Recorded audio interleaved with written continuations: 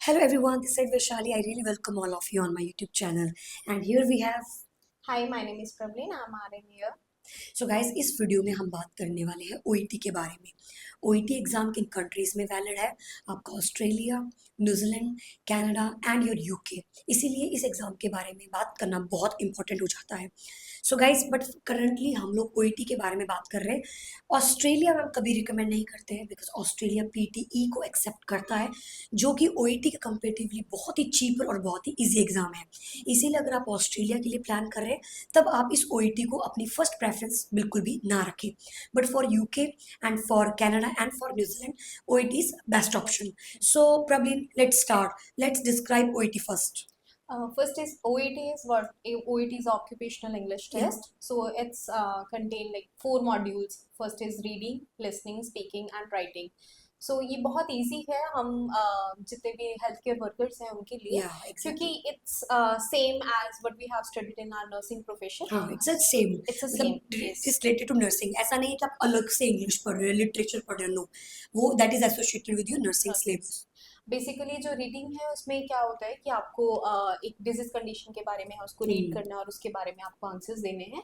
तो little bit थोड़ा changes होते हैं, बट हम अगर उसको प्रैक्टिस करते हैं तो हम उसमें परफेक्ट हो जाते हैं। तो जस्ट ओईटी के लिए ये है कि एज कम्पेयर टू आइल्स, तो आइल्स इज़ वेरी डिफिकल्ट हाँ, हम प्रोफेशनल्स के लिए। तो ओईटी हम थोड़ा हमारा बैकग्राउंड सेम होता है तो ईजी होता है हम उसे कैसे टैकल कर पाएँ। सो 4 मॉड्यूल्स इसमें है जैसा मैंने आपको बताया। फर्स्ट रीडिंग है जो आपको बहुत अच्छे से करना पड़ेगा। इसके लिए कुछ टिप्स ट्रिक्स हैं जो आपको फॉलो करने हम पड़ते हैं। बताएंगे आपको ए टू जेड, हम एक्सप्लेन करेंगे राइट अपकमिंग लेक्चर्स के अंदर कि यस, कैसे आपको वो कंप्लीट करने हैं मॉड्यूल्स अपने रीडिंग के अंदर। सेकंड जो हमारा मॉड्यूल रहता है, दैट इज लिसनिंग। लिसनिंग में आपको क्या है, आपके पास एक क्वेश्चन पेपर है और आप एक ऑडियो सुन रहे हो और आपको उसको सुनते सुनते उसको फिल करना है। उसमें कुछ भी नहीं है आपके। इसके लिए आप कुछ टिप्स ट्रिक्स हैं वो आप फॉलो कर सकते हैं। And this data will not also going to associate with your nursing field. Yes, so ऐसा नहीं है कि कोई आप लिटरेचर के टॉपिक सुन रहे हो, नहीं, आप नर्सिंग से रिलेटेड ही चीज़ों को सुनोगे। जस्ट इमेजिन कितना ईजी है। There is a talk between like a doctor and the patient और पेशेंट रिलेटिव। तो आप उसको सुनना है और आपको एक फिल इन द ब्लैंक्स है, आंसर्स है इन अ 1 वर्ड और 2 वर्ड्स आपको वो फिल करना है। तो या it's very easy for us. And so next other module is speaking. Speaking, so speaking में क्या है, हमने पेशेंट से रोल प्ले, बात करना है। Just yes, like it's OSCE. Like a role play. या यस, जैसे हम लोग ऑस्की में करते हैं, नर्स एंड यस, डॉक्टर और समटाइम्स फिजियोथेरेपिस्ट एंड नर्स, उसी प्रकार से एक रोल प्ले वो आपको परफॉर्म करके देखना होता है। यस।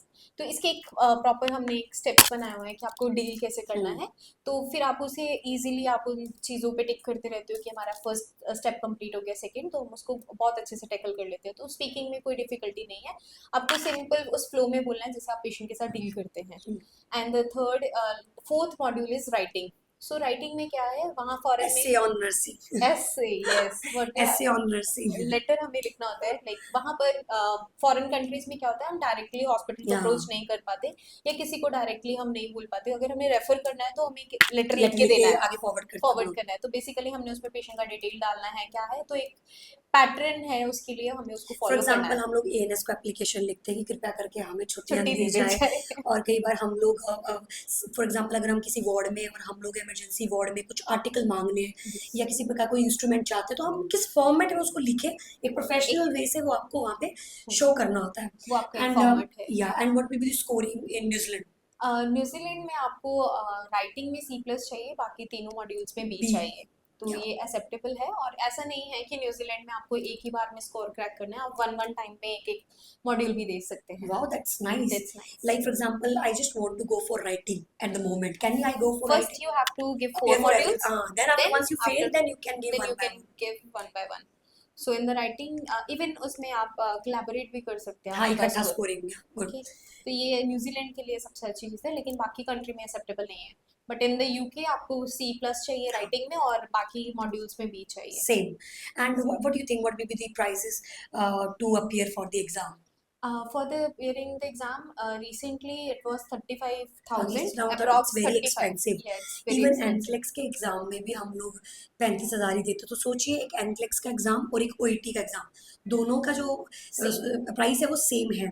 काम दोनों के अलग अलग है, एक इंग्लिश के लिए किया जा रहा है नर्सिंग फील्ड में, एक स्पेशली नर्सिंग के लिए किया जा रहा है आर्मी बनने के लिए।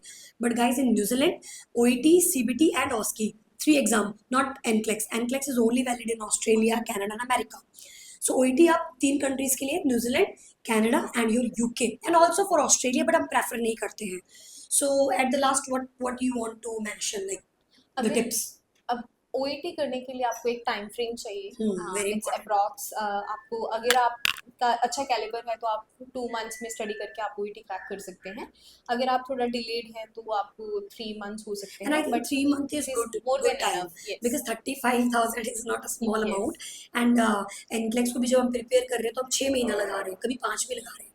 तो किसी भी एग्जाम को 2 से 3 महीना तो हमें देना ही चाहिए, क्योंकि बार बार उतनी हमारा एनर्जी भी नहीं आ पाती और हमें पॉजिटिविटी भी नहीं मिलता है. और हम माइंड सेट नहीं कर पाते इतने टाइम Exactly. फ्रेम में, तो it's Consistency for 3 months and then you will pass your OET OET. exam. Thank you so much for watching our video, and if you want another topics that you want us to discuss, please just let us know. Thank you so much.